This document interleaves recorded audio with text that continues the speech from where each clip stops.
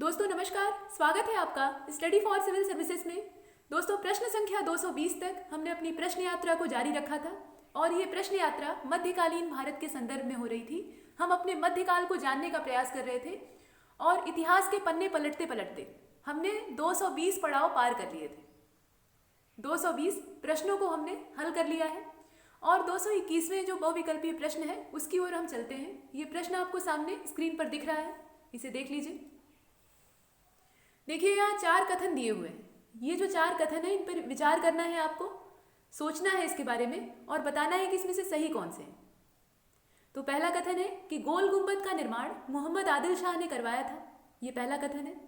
दूसरा कथन है कि अबला बाला की उपाधि ये मोहम्मद आदिल शाह ने धारण की थी। यहाँ पे बाबा नहीं होगा, बाला होगा, इसे बना लीजिएगा। नौरसपुर नामक नगर की स्थापना सिकंदर शाह ने की थी और अहमदनगर के निजाम शाही वंश की स्थापना ये अहमद शाह ने की थी। ये 4 कथन है। अब आपको बताना है कि इसमें से सही कौन सा है। सभी सही हो सकते हैं या फिर कुछ ही सही हो सकते हैं, देख लीजिए। तो इसका सही उत्तर हो जाएगा ए अर्थात पहला और चौथा।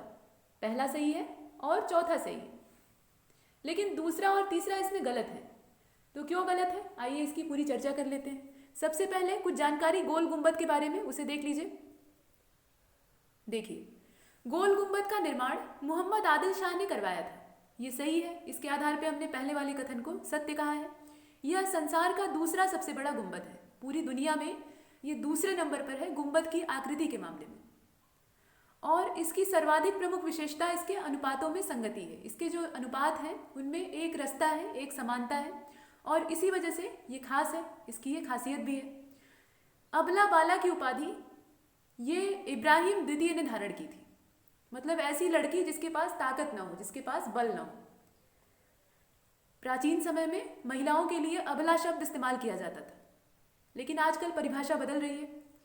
और देखिए, इसके अतिरिक्त जगत गुरु की भी उपाधि ये इसने धारण की थी, मतलब ये सब कुछ इब्राहिम द्वितीय के बारे में कहा गया है, तो इसलिए वो कथन गलत हो गया। और नौरसपुर नामक नगर की स्थापना भी इब्राहिम द्वितीय ने ही की थी और यहाँ दिया है सिकंदर शाह, इसलिए ये कथन गलत हो जाता है। चौथे कथन को देखिए, अहमदनगर के निजाम शाही वंश की स्थापना ये अहमद शाह ने की थी, ये सही है। और इसकी उपाधि निजामुल मुल्क थी। तो इसके आधार पे हमने ए वाले विकल्प का चयन किया है, जिसमें कहा गया है कि पहला और चौथा कथन बिल्कुल ठीक है। आइए चलते हैं अगले प्रश्न पे। प्रश्न संख्या 222 को देखिए। निम्नलिखित कथनों पर विचार कीजिए। 3 कथन है और 4 विकल्प हैं। तीनों कथनों को आपको देखना है और इसमें से सही कौन से हैं ये छांट के आपको विकल्प की तलाश करनी है। तो पहला कथन है कि बुरहान निजाम शाह के शासनकाल में पहली बार मुगलों ने आक्रमण अहमदनगर पर किए थे। मुगलों का पहला आक्रमण अहमदनगर पर हुआ था। किसके समय में हुआ था, तो ये बुरहान निजाम शाह के समय में हुआ था, ऐसा दिया हुआ है। इसके अलावा दक्षिण में सबसे पहले रैयतवाड़ी, जिसे कि जब्ती प्रणाली भी कहा जाता है, इस व्यवस्था को लागू करने वाला मलिक अंबर था। अहमदनगर को शाहजहां ने मुगल साम्राज्य में मिलाया था। ये 3 कथन है। आपको बताना है कि इसमें से सही कौन सा है, बताइए। तो देखिए, दूसरा और तीसरा ये तो ठीक है, लेकिन पहला वाला सही नहीं है। बुरहान निजाम शाह के शासनकाल में पहली बार मुगलों ने अहमदनगर पर आक्रमण किए थे, ये वाला सही नहीं है। ये गलत कैसे है, आइए देख लेते हैं पहले। तो अगर दूसरा तीसरा सही है तो इसका बी वाला उत्तर होगा, मतलब बी विकल्प का हम चयन करते हैं जिसमें कहा गया है कि दूसरा और तीसरा कथन सही है। आइए जरा पहले वाले के बारे में देख लेते हैं। हुसैन निजाम शाह के पुत्र मुर्तजा के शासनकाल में पहली बार मुगलों ने अहमदनगर पर आक्रमण किए थे, तो ये शासनकाल मुर्तजा का था। इस आधार पे हमने पहले कथन को गलत कहा है और इसका बी विकल्प सही होगा। आगे चलते हैं अगले प्रश्न की ओर। विजयनगर साम्राज्य के कुल 4 राजवंश हुए हैं यहाँ पर, उनका सही कालानुक्रम हमें व्यवस्थित करना है। ये जो 4 राजवंश हैं इनके नाम आपको नीचे दिख रहे हैं, ए बी सी और डी 4 विकल्प हैं, उनमें राजवंशों के नाम लिखे हुए हैं। सालुव वंश है, संगम वंश है, तुलुव वंश है और अरविडु वंश है। इन्हें व्यवस्थित करके बताना है कि पहले कौन सा वंश हुआ, उसके बाद कौन सा वंश और इसी क्रम में अंतिम वाला कौन है। इनकी सही व्यवस्था आपको बतानी है। अरेंजमेंट इसका देख लीजिए और इसका सही उत्तर हो जाएगा सी अर्थात संगम वंश, सालुव वंश, तुलुव वंश और अरविडु वंश। ये क्रम है। आगे चलते हैं अगले प्रश्न पे। प्रश्न संख्या 224 को देखिए। यहाँ सूची बनी हुई है और सूची में एक तरफ शासकों के नाम और उनके समय के जारी हुए सिक्कों के बारे में कहा हुआ है मतलब अलग अलग शासकों ने अपने अपने शासनकाल में कुछ सिक्के जारी करवाए, और हर शासक के शासनकाल में जो सिक्के जारी हुए हैं उन पर कुछ विशिष्ट आकृतियाँ खुदी हुई होती थी, कुछ अलग अलग चित्र बने होते थे। तो वो चित्र कौन से थे, उन आकृतियों से इसे मिलाना है, सही मिलान करके बताना है कि विकल्प कौन सा होगा। तो पहले देख लीजिए इसका प्रश्न। हरिहर प्रथम के सिक्के, ये सूची 1 की बात की जा रही है। हरिहर प्रथम के शासनकाल के सिक्के, तुलुक वंश के समय के सिक्के, इसके अलावा सदाशिव राय के सिक्के और अरविडु वंश के सिक्के, ये सिक्कों के नाम हो गए। अब देखिए अंकित आकृतियों के बारे में। वाराह, हनुमान और गरुड़, वेंकटेश, शंख और चक्र, इसके अलावा हनुमान, गरुड़, वेंकटेश, बालकृष्ण और उमा महेश्वर, और डी वाला है लक्ष्मी नारायण। अच्छा बताइए वाराह मतलब क्या होता है? वाराह जो है ये किसको कहा जाता है? ये कोई जीव है? कौन सा जीव है? ये संस्कृत का शब्द है, तत्सम हिंदी है। वाराह का मतलब होता है जंगली सुअर, जिसके नाक के आसपास दो दांत होते हैं बाहर की ओर निकले हुए। ये बड़ा ही हमलावर होता है। और भगवान विष्णु के जो दशावतार है उसमें वाराह अवतार भी एक है। हिरण्यकश्यप के भाई ने जब पृथ्वी का अपहरण कर लिया था तो वाराह अवतार धारण करके श्रीहरि विष्णु जो है उससे पृथ्वी को छीनने गए थे, मतलब वापस लाने गए थे, और इसमें वे सफल भी हुए थे। इसके अलावा हनुमान जी के बारे में तो आप जानते ही हैं। और गरुड़, गरुड़ कौन थे? तो ये जाति से एक बाज थे। बाज मतलब ईगल, और ये भगवान विष्णु के वाहन माने जाते हैं और पक्षियों के राजा भी कहे जाते हैं। तो ये हो गए, मतलब ये 3 आकृतियाँ। इसके अलावा वेंकटेश, ये श्रीहरि विष्णु का दक्षिण भारतीय रूप है। इसके अलावा शंख है, चक्र है, चक्र के बारे में आप जानते ही हैं। सुदर्शन चक्र श्री कृष्ण ने भी धारण किया था, और भगवान विष्णु का तो ये शस्त्र है ही है। हनुमान और गरुड़, इसके अलावा वेंकटेश, बालकृष्ण और उमा महेश्वर। बालकृष्ण का मतलब क्या है? बालकृष्ण ये शब्द जो है इसका मतलब क्या है? तो कृष्ण का बाल रूप। आपके घर में अगर आप हिंदू धर्म से संबंधित हैं तो प्रतिमाएं हो सकती हैं देवताओं की, और उसमें लड्डू गोपाल की मूर्ति होती है जिन्हें कि पालने में रख के झुलाया जाता है कभी कभी जन्माष्टमी के अवसर पे। तो वो लड्डू गोपाल ही बालकृष्ण कहलाते हैं, हाथ में लड्डू लिए हुए घुटने के बल। ऐसी मूर्तियाँ बहुत से घरों में होती हैं। इसके अलावा उमा महेश्वर, तो उमा महेश्वर का मतलब क्या है? शंकर और पार्वती जी। उमा मतलब पार्वती और महेश मतलब शंकर। लक्ष्मी नारायण का मतलब आप जानते ही हैं। तो कुल मिलाकर ये आकृतियां हैं जो कि अलग अलग शासकों के सिक्कों पर दर्ज थी। आपको बताना है इसका सही मिलान क्या होगा।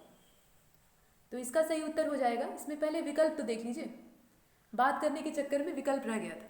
विकल्प देखे बिना आप सही उत्तर कैसे बता सकते हैं? तो देखिए विकल्प आपके सामने है और ये 2 सूचियां हैं। तो इसका सही उत्तर हो जाएगा डी। डी अर्थात ACDB। पहले वाले का A होगा, दूसरे वाले का C होगा, तीसरे वाले का D होगा और चौथे वाले का B होगा। इसके आधार पे हम इसे मिलाएंगे। ये आपका प्रश्न है। आगे बढ़ते हैं अगले प्रश्न की ओर।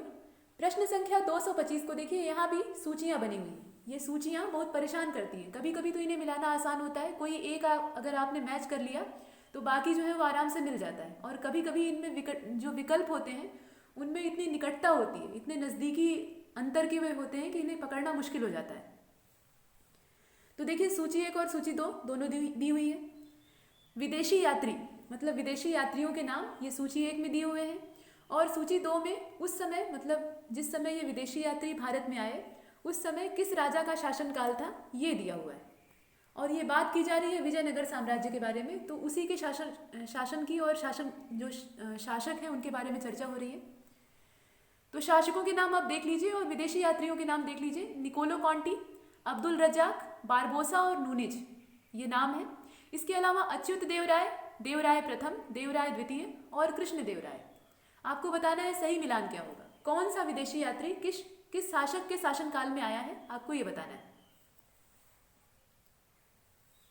इसका विकल्प आपके सामने है, विकल्प भी है और प्रश्न भी है, देखकर बताइए। और इसका सही उत्तर हो जाएगा बी अर्थात BCDA। पहले वाले का बी होगा, मतलब निकोलो कॉन्टी का देवराय प्रथम हो जाएगा। इसी तरीके से अब्दुल रज्जाक का देवराय द्वितीय हो जाएगा, बारबोसा का कृष्ण देवराय हो जाएगा और नूनिज का अच्युत देवराय हो जाएगा। ये तो इसका मिलान हो गया। जरा इनकी चर्चा कर लेते हैं, ये कहाँ से आए थे और इन्होंने क्या लिखा है अपने वर्णन में। तो देखिए निकोलो कॉन्टी ये इटली का रहने वाला था, मतलब ये एक इतावली यात्री था, इसे इटालियन कह सकते हैं। और 1420 में यह देवराय प्रथम के शासनकाल में भारत आया था। उस समय जिस राजा का शासनकाल था उसका नाम है देवराय प्रथम। इसके वर्णन से हमें विजयनगर साम्राज्य में दासों की खरीद फरोख्त का जो विवरण है वो प्राप्त होता है, जिसे कि वेसबग कहा जाता था। मतलब मनुष्यों को दासों के तौर पे खरीदा और बेचा जाता था, मानव व्यापार होता था। ये एक बुराई है, सामाजिक बुराई है, तो ये उस समय वहाँ चल रही थी, ऐसा निकोलो कॉन्टी ने कहा है। इसके बाद अब्दुल रज्जाक को देख लीजिए। अब्दुल रज्जाक यह फारस का यात्री था जो कि 1443 में देवराय द्वितीय के शासनकाल में भारत आया था, और इसे खुरसान के सुल्तान शाहरुख ने, ये सुल्तान का राजदूत था, ये घुमक्कड़ यात्री नहीं था। और जो राजदूत होते हैं उनका दायरा बड़ा सीमित होता है, वो बहुत दूर तक भ्रमण करके किसी भी जगह को करीब से नहीं देख पाते, वो उतना ही देख पाते हैं जितना कि उस राज्य की या उस देश की सरकार उन्हें दिखाना चाहती है। ठीक ऐसा ही हुआ था मेगस्थनीज के साथ। वह मौर्य वंश में, मतलब चंद्रगुप्त मौर्य के शासनकाल में भारत आया था, और उसने उसी भारत को देखा या उसी मौर्य काल को देखा जो चाणक्य उसे दिखाना चाहते थे। मतलब बुराइयों को वो देख ही नहीं पाया। बुराइयां उस समय भी थी, ऐसा नहीं था कि सामाजिक बुराइयां नहीं थी। भारत पूरी तरह से सोने की चिड़िया रहा हो, बिल्कुल ऐसा नहीं था। कुछ ना कुछ खामियां हमेशा रहती हैं, तो उन खामियों से इसे दूर रखा गया। तो राजदूतों के साथ ये कमी होती है, इसीलिए जो घुमक्कड़ यात्री होते हैं उनका विवरण ज़्यादा प्रामाणिक होता है, उसमें ज़्यादा निकटता होती है, वो समाज के ज़्यादा करीब होता है। और जो राजदूत होते हैं या मतलब राजा की ओर से भेजे जाते हैं, उनके विवरण में थोड़ा बनावटीपन होता है, अच्छाई ही लिखी होती है, बुराई कम होती है। तो ऐसे में यहाँ अब्दुल रज्जाक के साथ भी यही हुआ। इसने विजयनगर के सचिवालय का वर्णन किया है। विजयनगर में जो सचिवालय था, मतलब प्रशासनिक प्रणाली का इसने वर्णन किया है। बारबोसा को देख लीजिए, यह पुर्तगाली था, यह घुमक्कड़ था, और यह कृष्णदेवराय के शासनकाल में भारत आता है, और इसने सती प्रथा का वर्णन किया है। अब देखिए, इसने सामाजिक बुराई के बारे में बताया है। तो यह घुमक्कड़ था, इसने समाज को करीब से देखा और देखा कि पति की मृत्यु के बाद स्त्री को भी जिंदा ही आग में झोंक दिया जाता है। तो ऐसी बुराइयां इसने देखी और सती प्रथा के बारे में यहाँ वर्णन किया है। नूनिज 1535 से लेकर 1537, यह भी एक पुर्तगाली यात्री था जो कि अच्युत देवराय के समय में भारत आया था। तो ये कुछ जानकारियाँ इन विदेशी यात्रियों के बारे में थी जो कि विजयनगर साम्राज्य के अलग अलग शासकों के शासनकाल में भारत आए, और इनका सही मिलान करना था। तो हमने बी वाले विकल्प का चयन किया है, यही इसका उत्तर होगा। आगे बढ़ते हैं अगले प्रश्न की ओर। प्रश्न संख्या 226 को देखिए। 226वें प्रश्न में हमें विजयनगर साम्राज्य जो था उसकी राजधानी का सही क्रम मिलान करना है, इसे अरेंज करना है। व्यवस्थित क्रम कौन सा होगा, इसमें से 4 विकल्पों में से हमें चुनना है। तो राजधानियों के नाम देख लीजिए, विजयनगर है, एनेगोंडी है, पेनुकोंडा है और चंद्रगिरी है। आप बताइए इसका व्यवस्थित क्रम क्या होगा। तो इसका सही उत्तर हो जाएगा सी अर्थात एनेगोंडी, विजयनगर, पेनुकोंडा और चंद्रगिरी। आगे बढ़ते हैं अगले प्रश्न की ओर। प्रश्न संख्या 227 को देखिए। विजयनगर के संदर्भ में निम्नलिखित कथनों पर विचार कीजिए। इसकी स्थापना 1336 ईस्वी में हुई थी। विजयनगर का राष्ट्रीय सिक्का वराह, जो कि एक सोने का सिक्का था, ये था, और इसकी राजभाषा तेलुगु थी। इनका धर्म शैव था, लेकिन कृष्णदेवराय वैष्णव धर्म के समर्थक थे। तो देखिए, कृष्णदेवराय या कोई भी शासक जो विजयनगर से संबंधित था, वो धार्मिक रूप से सहिष्णु था, मतलब उदारवादी था। वो हर धर्म और हर पंथ का सम्मान करता था। तो यहाँ पर संप्रदाय कोई भी हो, मतलब आप किसी भी संप्रदाय को मानने वाले हो, लेकिन हर पंथ का यहाँ पे सम्मान किया जाता था, ये खास बात थी। फिलहाल हमें इसमें से बताना है इन 4 कथनों में से कि सही कौन सा है, देखकर बताइए। और इसका सही उत्तर हो जाएगा डी अर्थात सभी। इसमें जितने हैं सभी ठीक है। आगे बढ़ते हैं अगले प्रश्न की ओर। प्रश्न संख्या 228 को देखिए। संगम वंश के संदर्भ में निम्नलिखित कथनों पर विचार कीजिए। हरिहर और बुक्का ने इस वंश का नाम अपने पिता के नाम पर रखा था, ये पहला कथन है। इसकी पहली राजधानी एनेगोंडी तुंगभद्रा नदी के तट पर स्थित थी। अभिलेखों में हरिहर को पूर्वी, पश्चिमी और दक्षिणी सागरों का स्वामी कहा जाता है। हरिहर ने वेद मार्ग प्रतिष्ठापक की उपाधि धारण की थी। ये 4 कथन है। अब आपको बताना है कि इसमें से सही कौन सा है। जो सही हो उसका आपको चयन करना है, बताइए। तो देखिए, इसका सही उत्तर हो जाएगा बी अर्थात पहला और दूसरा तो सही है। मतलब हरिहर और बुक्का ने इस वंश का नाम अपने पिता के नाम पर रखा था, और इसकी जो पहली राजधानी थी वो एनेगोंडी थी, जो कि तुंगभद्रा नदी के तट पर स्थित थी। तुंगभद्रा एक नदी का नाम है, लेकिन ये दोनों गलत हैं, तीसरा भी और चौथा भी। ये गलत कैसे है, आइए देख लेते हैं। तो देखिए, हरिहर प्रथम 1336 से लेकर 1356 इनका शासनकाल है। यह संगम वंश का पहला शासक था और इसकी पहली राजधानी, मतलब इसकी जो पहली कैपिटल थी वो एनेगोंडी थी, जो कि तुंगभद्रा नदी के तट पर स्थित थी। और पहाड़ी पर स्थित होने के बाद भी यह सुरक्षित नहीं थी। देखिए, पहाड़ी पर अक्सर राजधानियां बसाई जाती थी खोजकर। जो दुर्गम इलाका होता था, चट्टानी क्षेत्र होता था और खासतौर पे ऊंचाई जहाँ होती थी वहाँ पे राजधानी बनाई जाती थी। ऐसा सुरक्षा की दृष्टि से किया जाता था ताकि जब शत्रु आक्रमण करे, कोई भी दुश्मन की जो सेना होती है वो सबसे पहले राजधानी को ही टारगेट बनाती है, क्योंकि अगर एक बार किसी भी राज्य या किसी भी देश की राजधानी पर कब्जा हो जाए तो पूरे देश का नियंत्रण जो शत्रु है उसके हाथ में चला जाता है। और इसीलिए राजधानी को यहाँ टारगेट बनाया जाता था। तो राजधानी की सुरक्षा का खास इंतजाम होता था। उसे एक बड़े परकोटे के अंदर निर्मित किया जाता था, एक दुर्ग होता था। और ऐसी व्यवस्था पहाड़ों पर की जाती थी। अक्सर जो दुर्ग होते हैं वो पथरीले इलाकों में होते हैं जहाँ चढ़ाई करना बहुत मुश्किल हो, ऊंचाई पर बनाए जाते हैं। तो इसलिए यहाँ पर ऐसा किया गया था, लेकिन इसके बावजूद ये सुरक्षित नहीं थी। इसलिए बाद में इसे विजयनगर ट्रांसफ़र कर दिया गया, मतलब विजयनगर को दूसरी राजधानी बना लिया गया। तो ये कुछ जानकारियाँ इनके बारे में थी, मतलब हरिहर प्रथम के बारे में। और हरिहर के बाद उसका भाई बुक्का प्रथम, ये 1356 से लेकर 1377 तक शासन करते हैं। ये राजा बनते हैं और अभिलेखों में बुक्का को पूर्वी, पश्चिमी और दक्षिणी सागरों का स्वामी कहा गया है। तो यहाँ पर ये जो संबोधन है सागरों के स्वामी का, ये बुक्का को मिला हुआ है, ना कि हरिहर को। बुक्का ने वेद मार्ग प्रतिष्ठापक की उपाधि धारण की थी और विजयनगर के निर्माण कार्य को इसने पूर्ण करवाया था। ये जानकारियां हैं और इसके आधार पे हमने बी वाले का चयन किया, मतलब पहला दूसरा इसमें ठीक है, लेकिन तीसरा चौथा गलत है। आगे चलते हैं अगले प्रश्न की ओर। प्रश्न संख्या 229 को देखिए। विजयनगर के ध्वंसावशेष, ध्वंसावशेष का मतलब है खंडहर, जो टूट फूट कर सिर्फ अवशेष के रूप में बचे हों।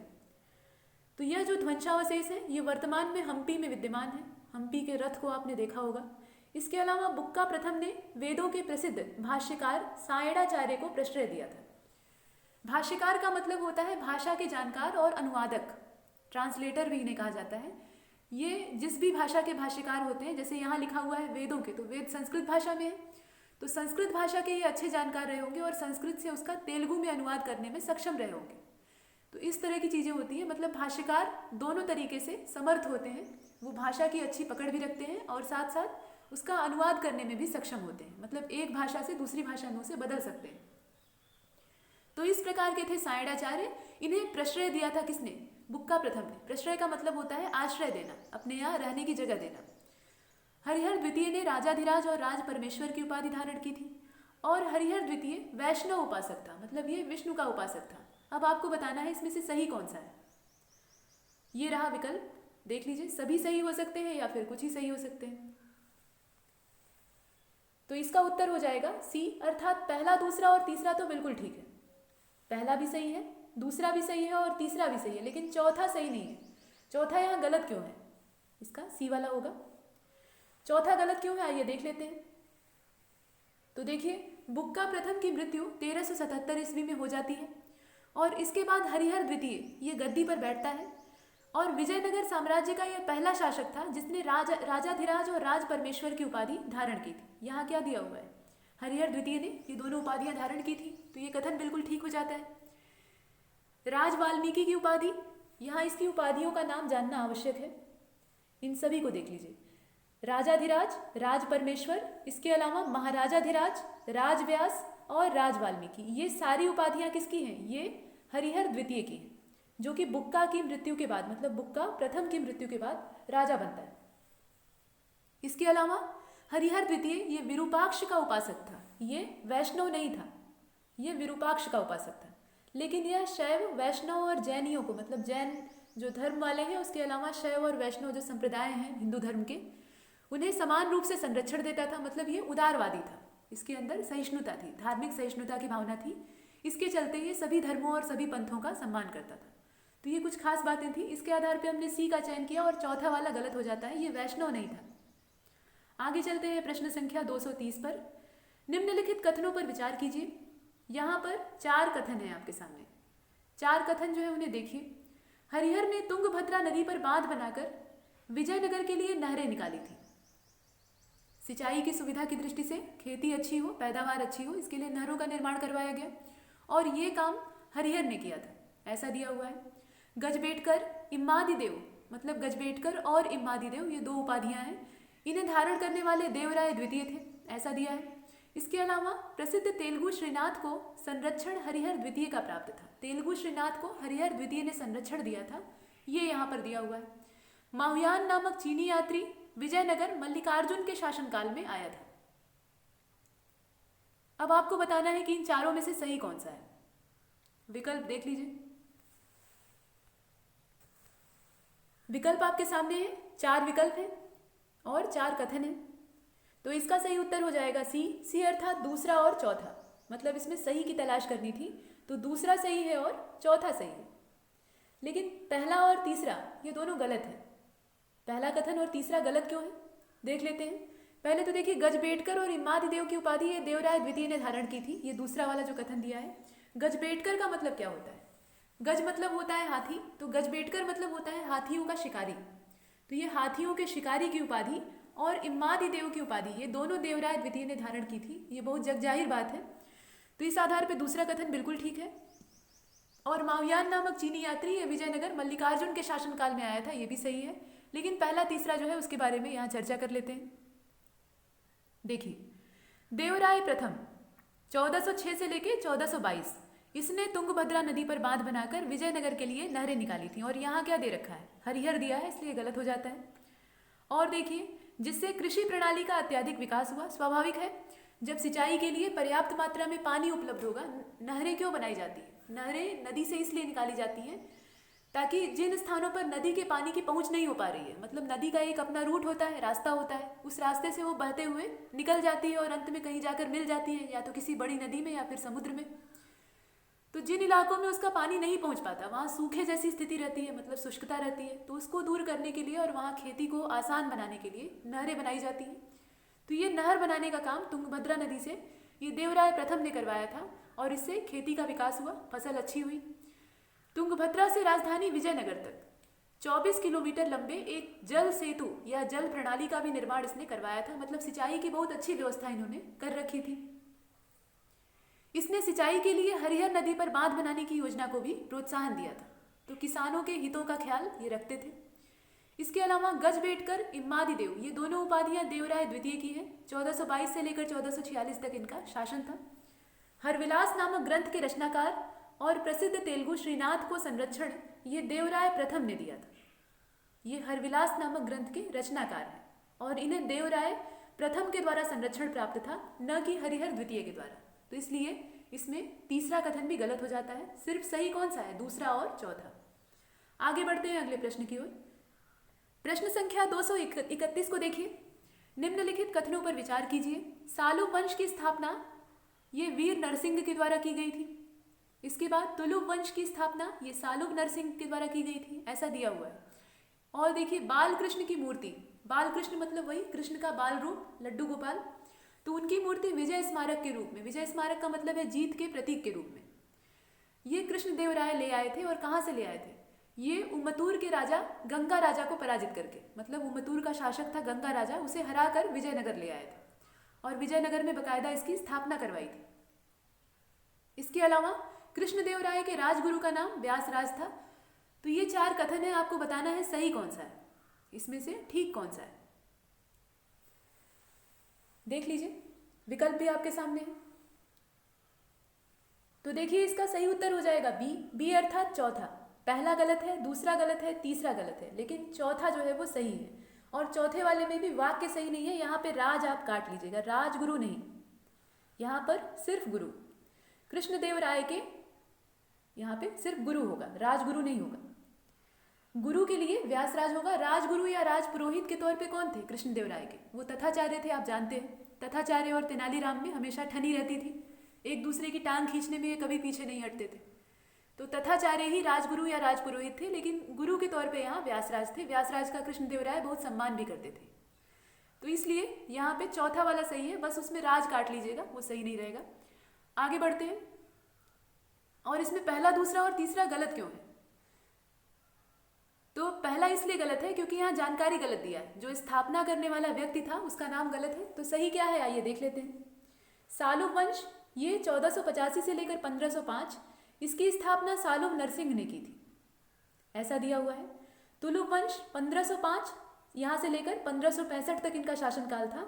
इसकी संस्थापक या इसकी स्थापना वीर नरसिंह के द्वारा की गई थी। और यहाँ आप देख लीजिए इसका उल्टा दिया हुआ है। वीर नरसिंह को सालुव के साथ जोड़ दिया है और सालुव नरसिंह को तुलुव के साथ जोड़ दिया है, इसलिए ये गलत हो जाता है। और देखिए जो वीर नरसिंह थे इन्हें भुजबल की भी उपाधि प्राप्त थी, मतलब बाहुबली की उपाधि इन्होंने धारण की थी। भुजबल का मतलब क्या, जिसकी भुजाओं में ताकत हो, बल हो। गजपति नरेश प्रताप रुद्र को पराजित करके, और यहाँ दिया हुआ था गंगा राजा, इसलिए तीसरा कथन भी गलत हो जाता है। तो प्रताप रुद्र जो थे इन्हें हराकर कृष्णदेवराय वहाँ से बाल कृष्ण की मूर्ति को विजयनगर ले आते हैं जीत के स्मारक के तौर पे, और कृष्ण स्वामी मंदिर में एक रत्न जड़ित मंडप में, मतलब बकायदा विधि विधान के साथ इस प्रतिमा की स्थापना करते। तो ये कुछ जानकारियाँ थी और इसके आधार पे पहला दूसरा और तीसरा ये गलत हो जाते हैं। सिर्फ चौथा सही है और इसमें राज नहीं होगा, सिर्फ गुरु होगा। राजगुरु या राजपुरोहित ये जो पद था ये तथाचार्य का था। आगे चलते हैं। प्रश्न संख्या 232 को देखिए। कृष्णदेव राय ने किस उपाधि को धारण किया था? इसमें से कौन कौन सी उपाधि कृष्णदेव राय की थी? आंध्र भोज, अभिनव भोज, यवन राज्य स्थापनाचार्य और तेलुगु भोज। बताइए। विकल्प आपके सामने है, सभी या फिर इसमें से कुछ। तो सही होगा इसका डी, अर्थात सभी। जितनी उपाधियां हैं वो सभी कृष्णदेव राय की ही हैं। 232वें का डी हो जाएगा। आगे बढ़ते हैं अगले प्रश्न की ओर। प्रश्न संख्या 233 को देखिए। निम्नलिखित में से कौन सा ग्रंथ कृष्णदेव राय के द्वारा लिखा गया है? आप जानते हैं कृष्णदेव राय खुद एक बहुत बड़े विद्वान पुरुष थे। उन्हें तेलुगु भाषा का बहुत प्रकांड विद्वान माना जाता है और तेलुगु साहित्य का वो स्वर्ण काल था जिस समय इनका शासनकाल चल रहा था। तो यहाँ इन्होंने अनेक ग्रंथों की रचना की है। इसमें से कुछ संस्कृत भाषा में है और कुछ तेलुगु में है और इनकी प्रकृति अलग अलग है। तो अब आपको बताना है कि इन चारों में से कौन सा ग्रंथ कृष्णदेव राय ने लिखा है। अमुक्त माल्यद, जामवंती कल्याणम, अच्युत राय म्युदय और उषा परिणय। अच्युत राय म्युदय ये ग्रंथ का नाम है। इसके अलावा जामवंती कल्याणम, अमुक्त माल्यद और उषा परिणय। बताइए कौन कौन सा कृष्णदेव राय ने लिखा था? सभी तो नहीं होगा, इसमें से कोई एक ऐसा है जो कि उन्होंने नहीं लिखा था। तो सभी वाला विकल्प हटा दीजिए। अब बताइए ए, बी और सी में से कौन सा सही होगा? तो इसका सही उत्तर हो जाएगा ए। ए अर्थात पहला, दूसरा और चौथा। पहला सही है, दूसरा सही है और चौथा सही है। लेकिन ये देखिए अच्युत राय म्युदय ये कृष्णदेव राय के द्वारा नहीं लिखा गया था। तो आइए जरा इसकी चर्चा कर लेते हैं। देखिए कृष्णदेव राय ने तेलुगु भाषा में अमुक्त माल्यद, तेलुगु भाषा में ये लिखा गया ग्रंथ है जिसका नाम है अमुक्त माल्यद, और ये राजनीति पर आधारित ग्रंथ है, ठीक वैसे ही जैसे अर्थशास्त्र, कौटिल्य का जो अर्थशास्त्र है वो भी एक राजनीतिक ग्रंथ है, और वैसे ही अमुक्त माल्यद भी जो है वो एक राजनीतिक ग्रंथ है। ये तेलुगु भाषा में लिखा गया है। इसके अलावा जामवंती कल्याणम और उषा परिणय ये संस्कृत भाषा में लिखे गए हैं। तो इनकी रचना कृष्णदेव राय ने की थी। ये तीन तो इन्हीं के हो गए। लेकिन अच्युत राय म्युदय इसकी रचना राजनाथ डिंडिम ने की थी। इसके जो रचनाकार है वो राजनाथ है और यह अच्युत देव राय के दरबारी थे। ये दरबारी साहित्यकार थे और इन्होंने इसकी रचना की थी। तो इसलिए अच्युत राय म्युदय ये कृष्णदेव राय से संबंधित नहीं है। इसका ए वाला विकल्प सही होगा। आगे बढ़ते हैं अगले प्रश्न की ओर। प्रश्न संख्या 234 को देखिए। तालीकोट के युद्ध के संदर्भ में निम्नलिखित कथनों पर विचार कीजिए। आप जानते हैं तालीकोटी या राक्षसी तंगड़ी बन्नी हट्टी का जो युद्ध होता है उसमें विजयनगर साम्राज्य का पतन हो जाता है और यहाँ पर एक संघ था जिसे कि महासंघ की संज्ञा दी गई, वो विजयनगर साम्राज्य के खिलाफ लड़ रहा था। तो उसी के बारे में यहाँ चर्चा है, देख लीजिए। यह युद्ध 23 जनवरी 1565 ईस्वी को महासंघ जो कि कई राज्यों का समूह था और विजयनगर के शासक, उस समय विजयनगर का राजा था सदाशिव, उसके बीच में हुआ था। दूसरा कथन है कि महासंघ में बरार भी शामिल था, बरार भी इसका हिस्सा था। तीसरा है कि सेवेल एक व्यक्ति का नाम है जो कि एक विदेशी है। यह युद्ध का प्रत्यक्षदर्शी था, मतलब इसने आंखों देखा हाल, मतलब आंख से देखा था लड़ाई को। और इस युद्ध में हुसैन निजाम शाह ने राम राय को मार डाला था। ये 4 कथन है। अब आपको बताना है सही कौन सा है। इन चारों में से ठीक कौन सा है ये बताइए। और इसका सही उत्तर हो जाएगा ए अर्थात पहला, तीसरा और चौथा। लेकिन ये वाला देखिए, महासंघ में बरार भी शामिल था, दूसरा वाला, ये सही नहीं है। बरार इससे बाहर था। बरार जो है ये महासंघ में ही जो राज्य थे उनमें आपस में ही शत्रुता थी, खींचतान चल रही थी, इसके चलते बरार बाहर हो गया था। इसकी चर्चा कर लेते हैं। विजयनगर के विरुद्ध सैनिक महासंघ में जो महासंघ स्थापित हुआ था उसमें अहमदनगर था, बीजापुर था, गोलकुंडा था और बीदर था। इसमें जो महासंघ में राज्य हैं कौन कौन से हैं, तो अहमदनगर है, बीजापुर है, गोलकुंडा है और बीदर है। गोलकुंडा और बरार के बीच में यहाँ पर खींचतान चल रही थी, मतलब मनमुटाव था, और इस वजह से बरार इसमें शामिल नहीं होता है, वो बाहर चला जाता है। सेवेल इस युद्ध का प्रत्यक्षदर्शी था, मतलब इसने साक्षात इस युद्ध को देखा था, जिसने जिसने अ फॉरगटन एम्पायर नामक एक पुस्तक की रचना की है। तालीकोटी युद्ध के तत्काल बाद, जो ये युद्ध होता है इसके ठीक बाद, विदेशी यात्री सीजर फ्रेडरिक इसने विजयनगर की यात्रा की थी। तो सीजर फ्रेडरिक के जो ग्रंथ है या उसका जो वर्णन है उसमें इस युद्ध के बाद की जो परिस्थितियाँ थी उनका काफ़ी अच्छा वर्णन, मतलब सही वर्णन प्राप्त होता है। तो ये सब जानकारियाँ थी, और इसमें बरार नहीं था तो बरार वाले का हम बाहर कर देंगे, मतलब दूसरा वाला जो कथन है वो गलत हो जाता है। पहला, तीसरा और चौथा इसमें ठीक है। अगले प्रश्न की ओर बढ़ते हैं। प्रश्न संख्या 235 को देखिए। कृष्णदेव राय के संदर्भ में निम्नलिखित कथनों पर विचार कीजिए। इनके काल को तेलुगु साहित्य का क्लासिकल युग माना जाता है। कृष्णदेव राय के समय को तेलुगु साहित्य का क्लासिकल युग या स्वर्ण युग कहा जाता है, ऐसा है। और व्यासराज कृष्णदेव राय के राजगुरु थे, तो गुरु तो थे ही, हाँ, राजपुरोहित जो थे वो तथाचार्य थे, ये जानकारी आप पीछे देख चुके हैं। इनके दरबार में 9 रत्न निवास करते थे। 9 रत्न मतलब 9 प्रकार के विशेष पुरुष जो कि अलग अलग विशिष्टताओं से युक्त थे, तो ऐसा इनके दरबार में था। और इसके अलावा नागलनपुर की स्थापना इन्होंने ही की थी। ये सब बातें कृष्णदेव राय के बारे में कही गई हैं। अब आपको बताना है सही कौन सा है। 4 जो कथन है, ठीक कौन सा इसमें से है बताइए। और इसका सही उत्तर हो जाएगा सी, पहला और चौथा। इसमें पहला सही है और चौथा सही है। कौन कौन सा? पहला वाला बिल्कुल ठीक है। तेलुगु साहित्य का इसे क्लासिकल युग या स्वर्ण युग भी कहा जाता है। क्यों कहा जाता है? क्योंकि कृष्णदेव राय खुद बहुत बड़े विद्वान थे, तेलुगु भाषा के और संस्कृत भाषा के, और ये विद्वानों का उतना ही सम्मान करते थे। यही कारण था कि इनके दरबार में विद्वान पुरुषों की पूरी भरमार रहती थी, जैसे राजा भोज के बारे में कहा जाता है। इसीलिए इन्हें आंध्र भोज की भी संज्ञा दी गई। तो यहाँ राजा भोज और कृष्णदेव राय को आपस में कंपेयर किया जाता है। तो ये पहला कथन एकदम सही है। इसके बाद चौथा भी सही है, लेकिन दूसरा और तीसरा इसमें ठीक नहीं। तो देखिए, व्यासराज ये राजगुरु नहीं थे, हाँ गुरु मानते थे कृष्णदेव राय ने, लेकिन राज पुरोहित या राजगुरु की जो उपाधि है वो तथाचार्य के पास थी। और हाँ, इसमें 9 रत्न निवास करते थे, ये गलत है। अकबर के दरबार में 9 रत्न निवास करते थे। इनके दरबार में कौन थे? अष्ट दिग्गज हुआ करते थे। कृष्णदेव राय के दरबार में अष्ट दिग्गज होते थे। आइए इसकी व्याख्या देख लेते हैं। देखिए, कृष्णदेव राय के दरबार में तेलुगु के अष्ट दिग्गज निवास करते थे। अष्ट दिग्गज कवियों में पेड्डाना सर्वप्रमुख थे, जो संस्कृत और तेलुगु दोनों भाषाओं के ज्ञानी थे। इनकी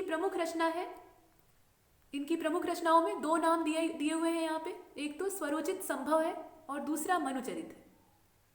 मनुचरित और स्वरोचित संभव, ये 2 रचनाएं किसकी हैं? ये रचनाएं हैं पेड्डाना की, जो कि संस्कृत और तेलुगु दोनों भाषाओं के विद्वान थे।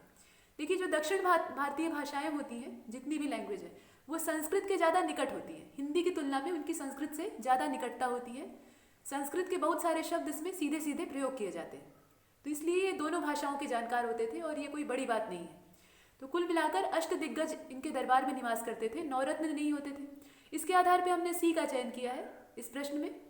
आगे बढ़ते हैं अगले प्रश्न की ओर। प्रश्न संख्या 236 को देखिए। निम्नलिखित कथनों पर विचार कीजिए। अरवीडु वंश की स्थापना 1562 ईस्वी में हुई थी। पतनशील कर्नाटक राज्य का उद्धारक, यह जो उपाधि है, यह सदाशिव राय ने धारण की थी। भट्टमूर्ति ने अपना ग्रंथ वसुचरितम, भट्टमूर्ति एक लेखक थे और उनका ग्रंथ था वसुचरितम, ये अरवीडु वंश के शासक तिरुमल को समर्पित है।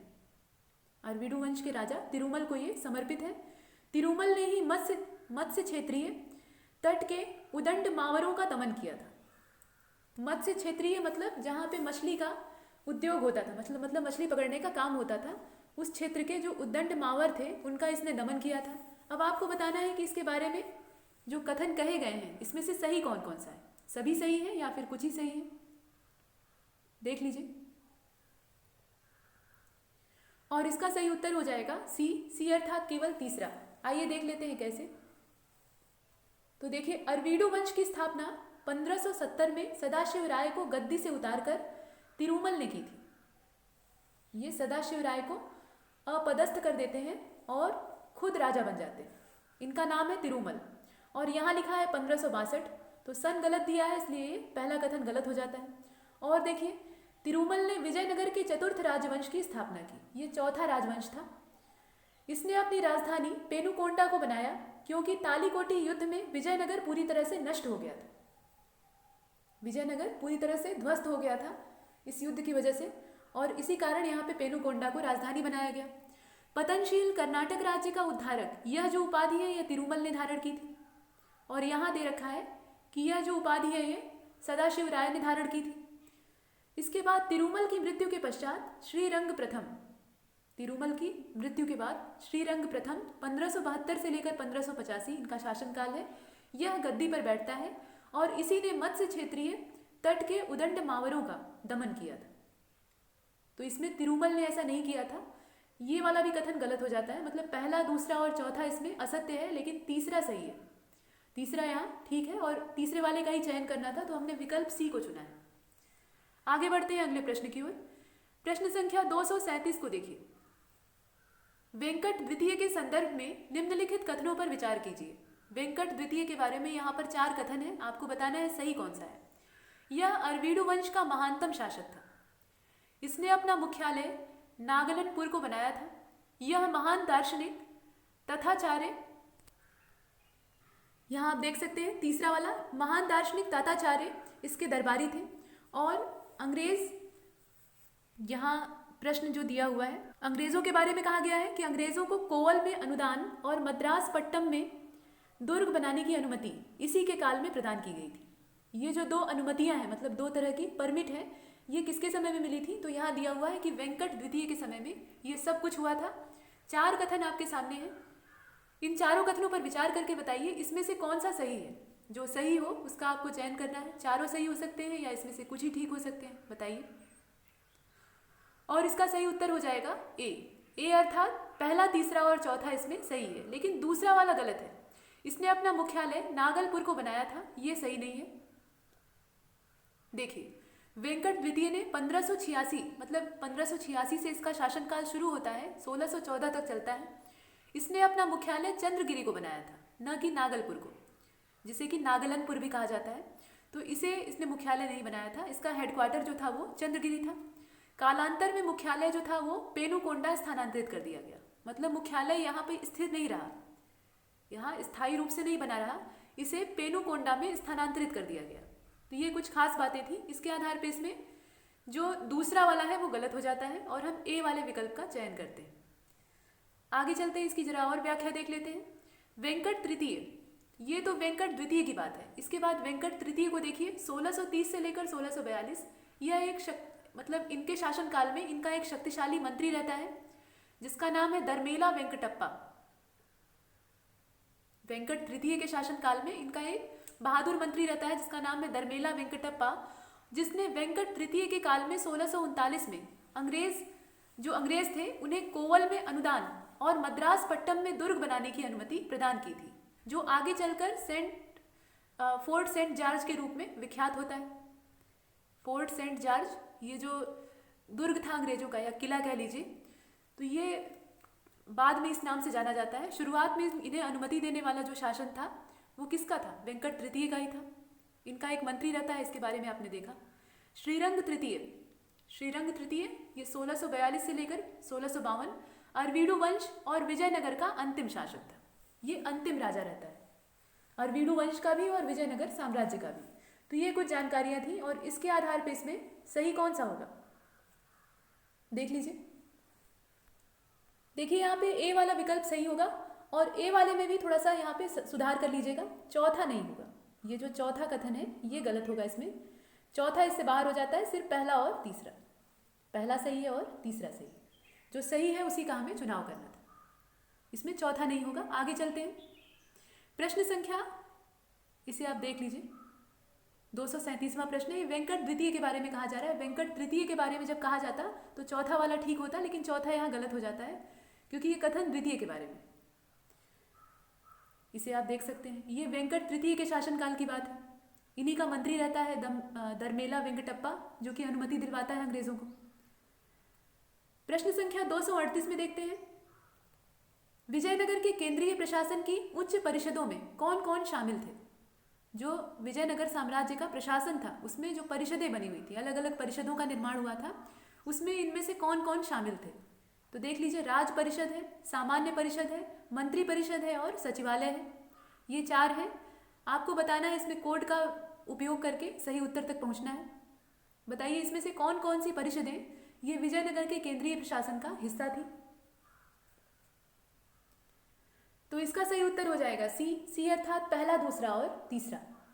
पहला सही है, दूसरा सही है और तीसरा सही है। ये तीनों थे। आगे चलते हैं। व्याख्या देख लीजिए। राज परिषद यह राजा की सलाहकार समिति होती थी, मतलब यह राजा को सलाह देने का काम करते थे, मशविरा देते थे। यही परिषद राजा का अभिषेक करती थी, मतलब राजा के रूप में उसे मान्यता देती थी, तथा देश का शासन चलाती थी। शासन चलाने का उत्तरदायित्व इसके हाथ में होता था। इसमें प्रांतपति होते थे, इसके अलावा अधीनस्थ सामंत होते थे, नायक होते थे और व्यापारिक निगमों के प्रतिनिधि भी इसमें शामिल होते थे।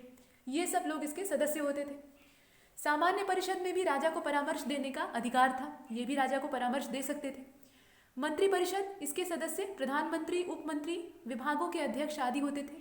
मंत्री परिषद का प्रमुख अधिकारी प्रधानी या महाप्रधानी कहलाता था।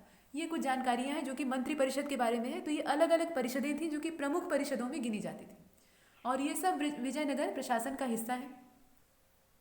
इसके आधार पर हमने इसमें सी वाले का चयन किया। आगे बढ़ते हैं अगले प्रश्न की ओर। प्रश्न संख्या 239 को देखिए। विजयनगर प्रशासन के मंत्री परिषद की सदस्यता की अर्हताओं के बारे में विचार कीजिए। यहाँ पर अर्हताओं में मतलब योग्यताओं में कौन कौन सी चीज़ें शामिल थी, मतलब कौन कौन से मापदंड थे जिन्हें कि पूरा करने पर मंत्री परिषद में सदस्यता प्राप्त हो जाती थी। तो देख लीजिए, जैसे आजकल लोकसभा का सदस्य होने के लिए अर्हता, राज्यसभा का सदस्य होने के लिए अर्हता या राष्ट्रपति पद के योग्य होने के लिए योग्यता होनी चाहिए, तो उसी तरह से वहाँ भी योग्यताएं थी। पहली है, मतलब पहली योग्यता है कि व्यक्ति विद्वान और राजनीति में निपुण होता हो, यानी उसके पास अच्छी खासी विद्या हो, पढ़ा लिखा हो, और उसके अलावा राजनीति उसे अच्छी तरह से आती हो।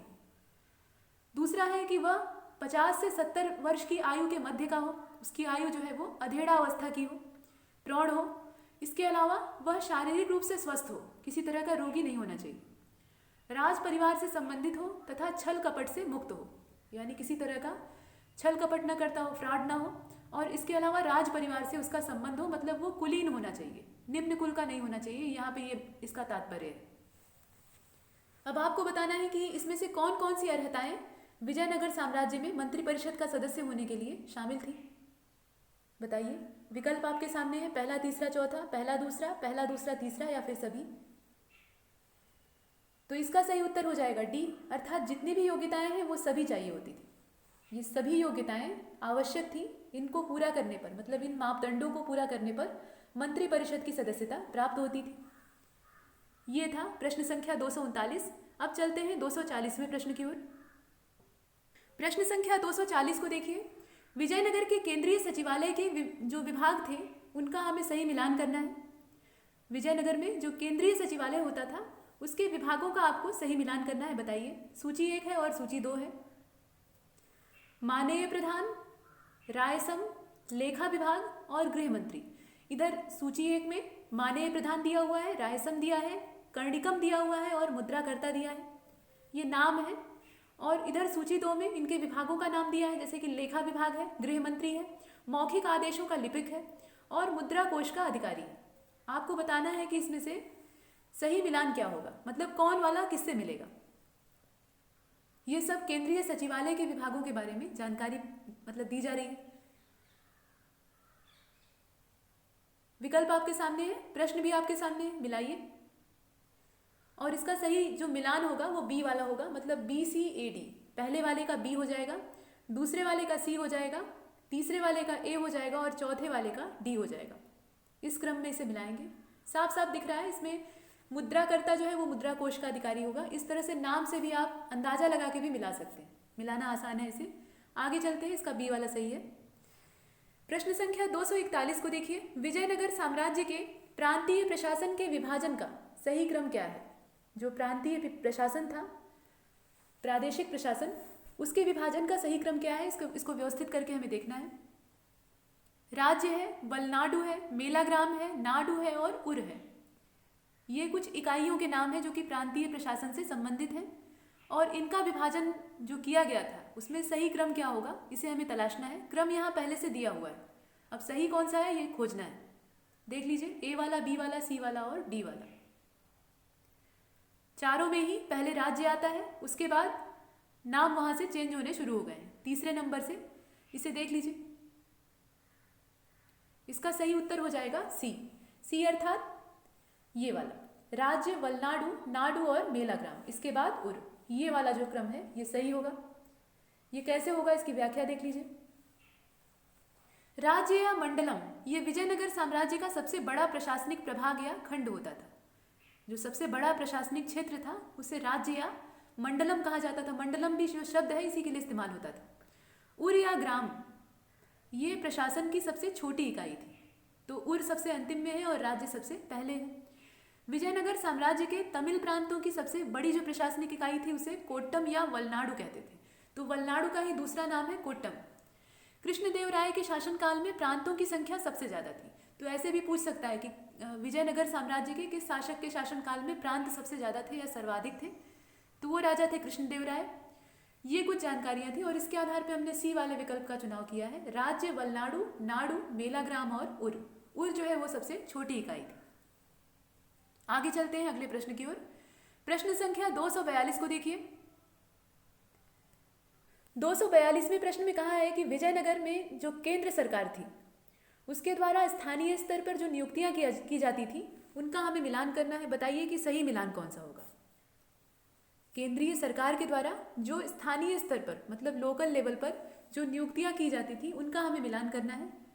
तो सूची 1 को देखिए। सेनबोर, नटनायक, इसके अलावा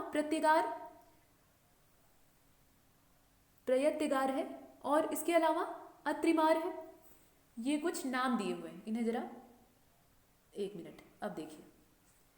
अंत्रिमार है, प्रयत्तिगार है, नटनायक है और सेनबोर है और इधर इनके पद दिए हुए हैं। लिपिक, लिपिक मतलब क्लर्क, नाडु का अध्यक्ष, ग्राम सभाओं का नियंत्रण का अधिकार और सम्राट का स्थानीय प्रतिनिधि, ये इनके पदभार हैं। तो अब आपको बताना है कि ये पद के नाम किस पदभार से मिलेंगे। विकल्प आपके सामने हैं और जो नाम दिए हैं वो भी आपके सामने हैं। बताइए, इनका मिलान करके देखिए कौन वाला विकल्प ठीक होगा। तो इसका जो सही उत्तर है वो हो जाएगा बी। बी अर्थात ए बी डी सी। पहले वाले का ए होगा, दूसरे वाले का बी होगा, तीसरे वाले का डी होगा और चौथे वाले का सी होगा।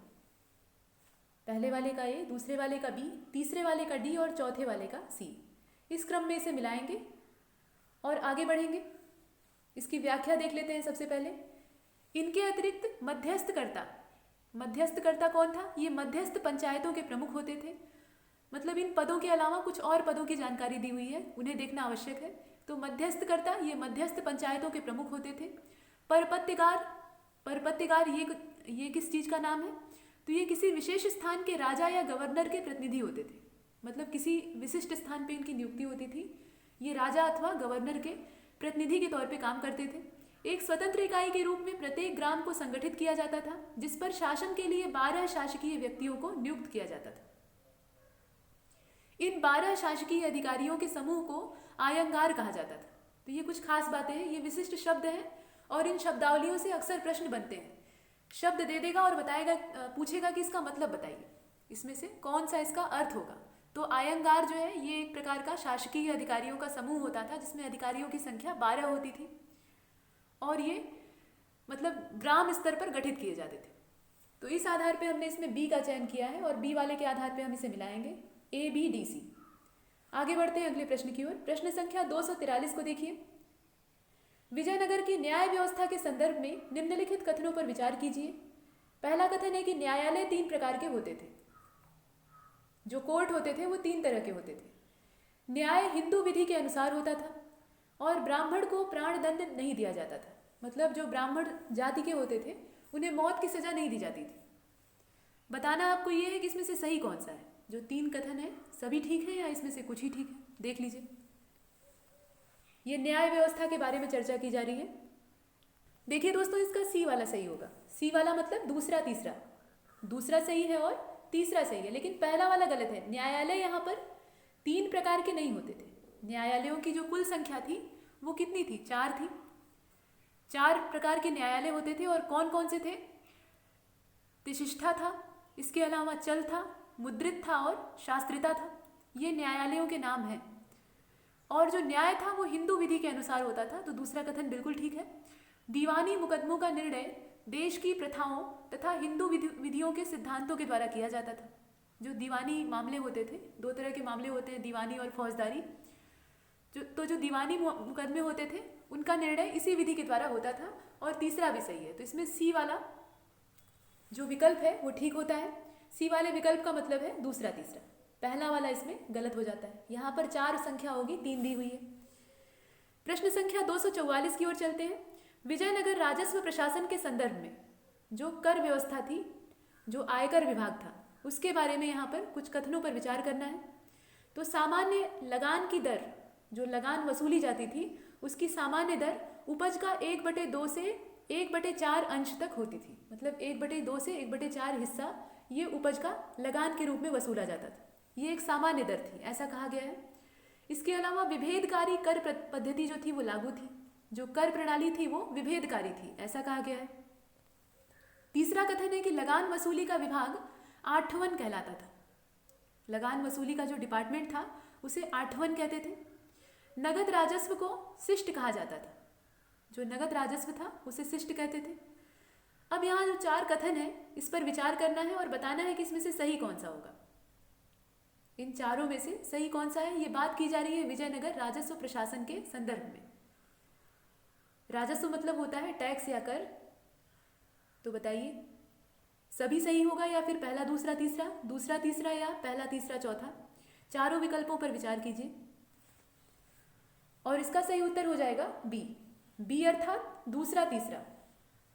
पहला और चौथा इसमें ठीक नहीं है। तो देख लेते हैं क्यों ठीक नहीं है।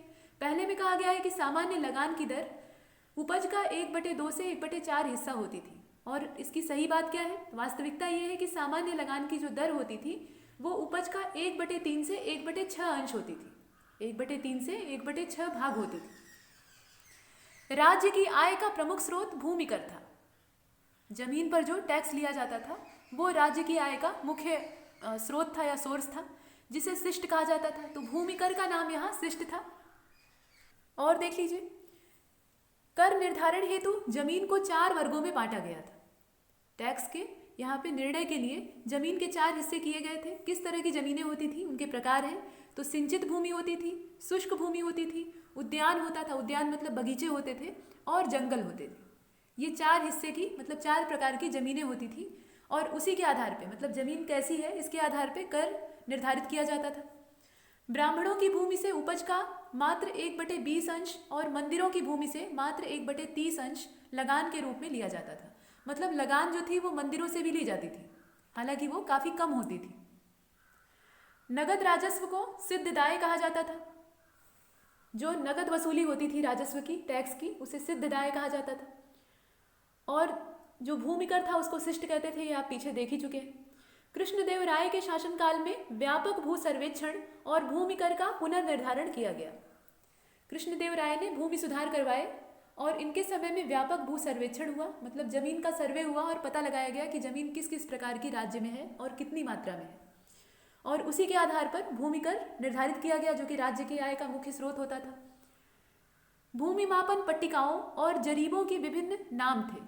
जो मापक यंत्र थे उस समय के, जिससे जमीनों को नापा जाता था, उनके अलग अलग नाम थे। तो ये नाम भी काफ़ी महत्वपूर्ण है, इन्हें देख लीजिए।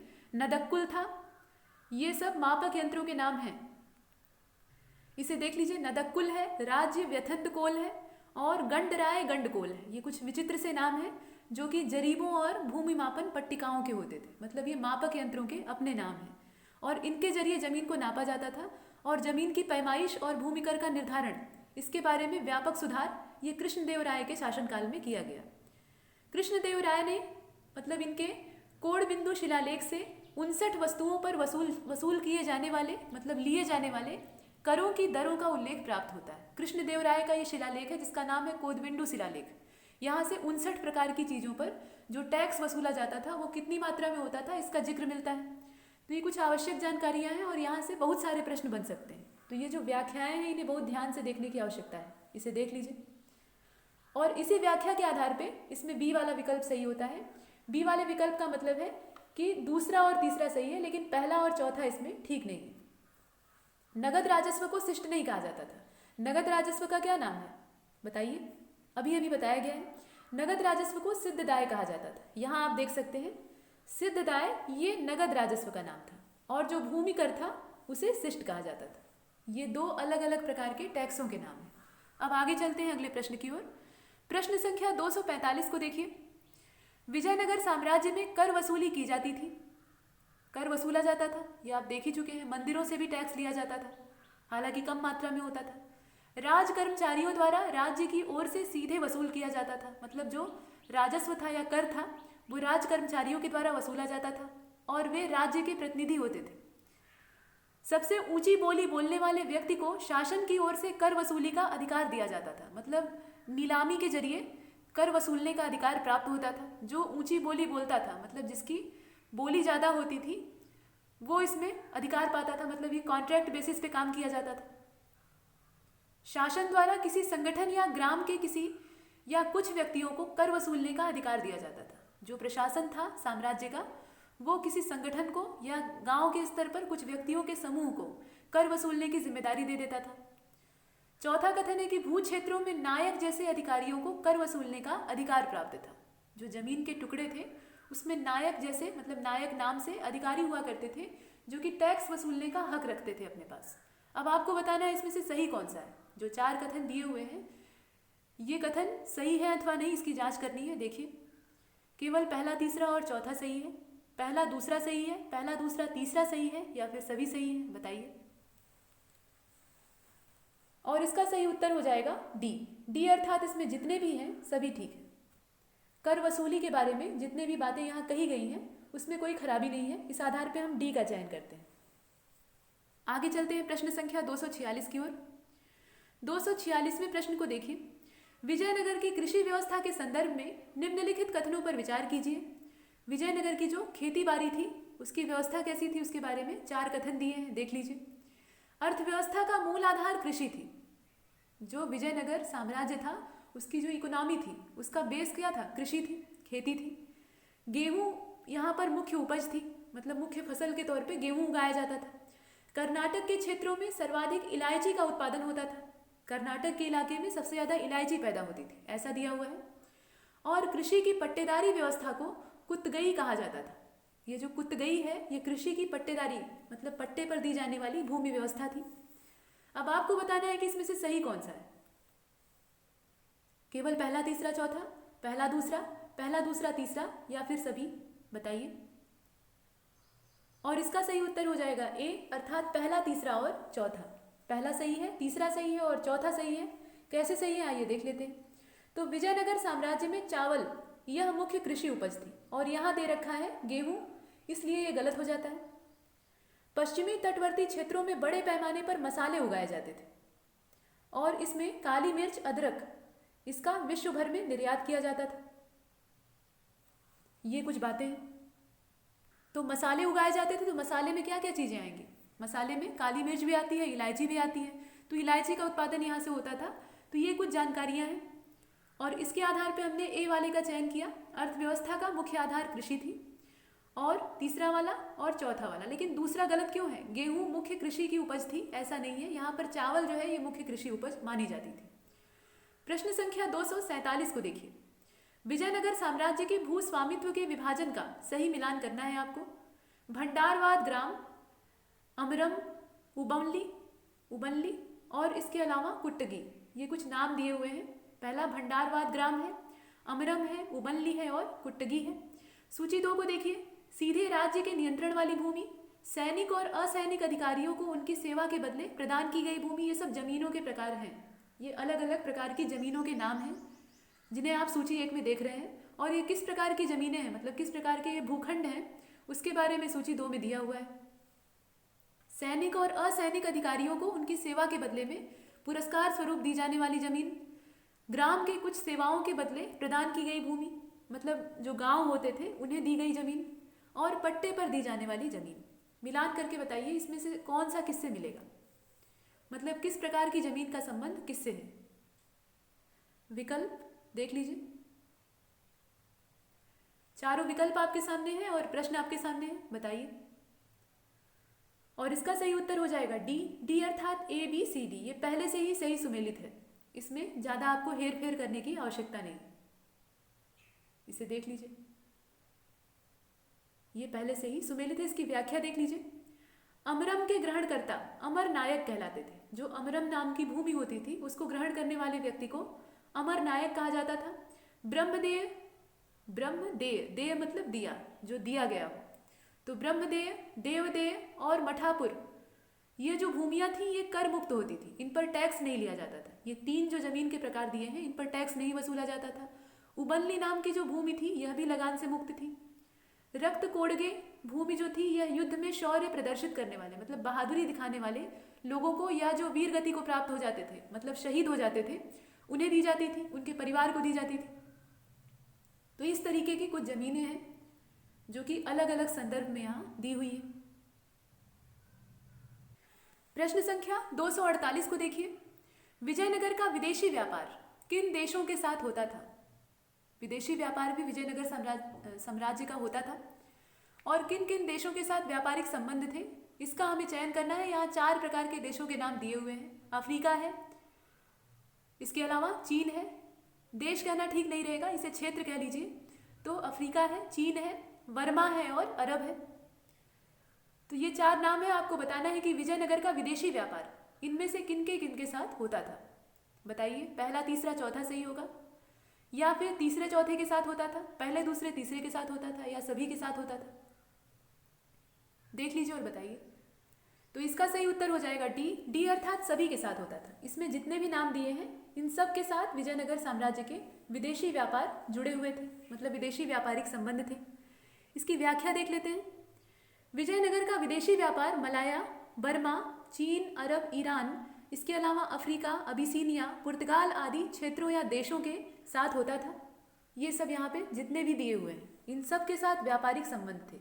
तो और नामों को भी आप ध्यान में रखिएगा। मलाया, बर्मा, चीन, अरब, ईरान, अफ्रीका, अबिसीनिया और पुर्तगाल, ये सब क्षेत्र हैं जहाँ से विजयनगर के विदेशी व्यापार को संचालित किया जाता था। नूनीज ने लिखा है, जो कि एक विदेशी यात्री था, इसने लिखा है कि यहाँ हीरे की बड़ी खानें, हीरे की यहाँ खदानें हैं पहली चीज, और वो कहाँ पे हैं? ये कृष्णा नदी के तट पे कुरनूल और अनंतपुरम में है। ये जो हीरे की बड़ी बड़ी खानें हैं ये कुरनूल और अनंतपुरम में पाई गई, ऐसा नूनीज ने लिखा है अपने वर्णन में। और आयातित वस्तुओं में, जो आयात की जाने वाली वस्तुएं थी उसमें घोड़े होते थे, मोती का आयात होता था, इसके अलावा तांबा, कोयला, रेशम, ये सब बाहर से आयात किए जाते थे, और उसमें भी सबसे मुख्य रूप से घोड़ों का आयात होता था। पश्चिमी तट जो कि मालाबार है, वहाँ विजयनगर का सबसे महत्वपूर्ण बंदरगाह था, जिसे कि कोझिकोड या कालीकट कहा जाता था। तो ये कुछ महत्वपूर्ण चीज़ें थी, ये विदेशी व्यापार से जुड़ी हुई चीज़ें हैं जो कि विजयनगर साम्राज्य के संदर्भ में कही गई है। इसका डी वाला सही होगा। आगे बढ़ते हैं प्रश्न संख्या 249 की ओर। 249वें प्रश्न में फिर से सूचियाँ आ गई, और इन सूचियों को आपको देखना है, मिलान करके बताना है। सूची 1 में देखिए, क्रूजेडो है, दीनार है, इसके अलावा फ्लोरिन और डुकेट है। इधर इसके देश का नाम दिया है, जैसे फारसी, इटली और पुर्तगाली। इनका सही मिलान करके बताइए। मुद्राओं का उनके देशों से सही मिलान करना है। विकल्प आपके सामने है, चारों विकल्प देख लीजिए, ए, बी, सी और डी। तो इसका सही उत्तर हो जाएगा बी, अर्थात ए, सी, बी। पहले वाले का ए हो जाएगा, दूसरे वाले का सी हो जाएगा और तीसरे वाले का बी हो जाएगा। इसका बी वाला विकल्प सही है। आगे चलते हैं अगले प्रश्न की ओर। प्रश्न संख्या 250 को देखिए। विजयनगर कालीन जो समाज था उसके संदर्भ में यहाँ पर कुछ कथन दिए। अभी तक हम बाहरी व्यापार को देख रहे थे, भू राजस्व को देख रहे थे, खेती बाड़ी को देख रहे थे। अब समाज के बारे में यहाँ चर्चा हो रही है।